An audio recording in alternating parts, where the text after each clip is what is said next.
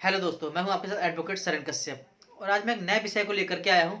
कि मान लीजिए अगर हम किसी की दूसरे की पत्नी को अगर हम छेड़ते हैं, मान लीजिए छेड़ते हैं,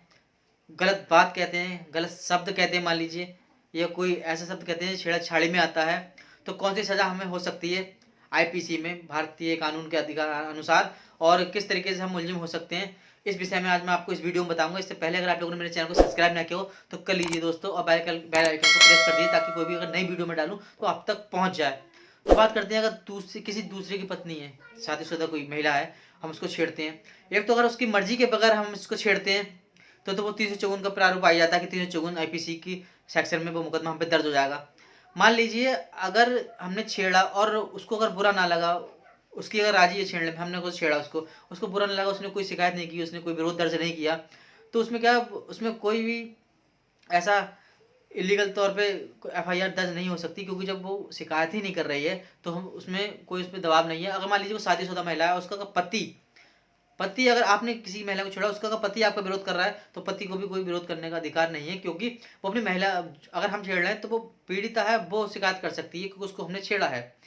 क्योंकि अगर पति कहेगा तो अपनी वाइफ से कह सकता है कि आप शिकायत क्यों नहीं कर रही हो, लेकिन वो आपसे नहीं कह सकता। इसमें 400, क्योंकि सुप्रीम कोर्ट में इसमें 497 में बदलाव किया था कि महिला जब चाहेगी, जो उसकी मर्जी के ऊपर है, वो एफआईआर दर्ज कराती है, शिकायत दर्ज करती है नहीं। अगर वो नहीं करती है तो उससे कोई लेना देना नहीं, उससे कोई मतलब नहीं है। लेकिन आप छेड़ते हैं, मान लीजिए उसने अगर विरोध दर्ज करा तो एफआईआर 354 में आप पे दर्ज हो जाएगी,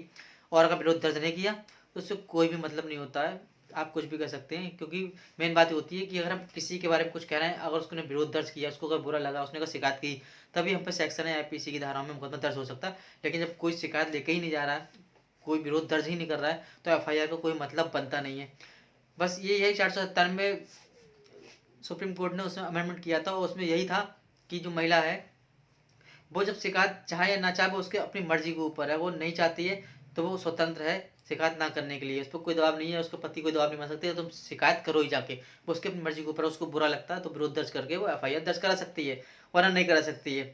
ये होता है एक प्रारूप, अगर हम किसी दूसरे की शादीशुदा महिला को अगर छेड़ते हैं तो ऐसे विरोध दर्ज होने पर 354 में हम पे मुकदमा दर्ज हो सकता है, छेड़छाड़ी में, अन्यथा नहीं हो सकता। दोस्तों, अगर मेरी वीडियो अगर अच्छी लगती है, मेरे चैनल को सब्सक्राइब जरूर करें। धन्यवाद।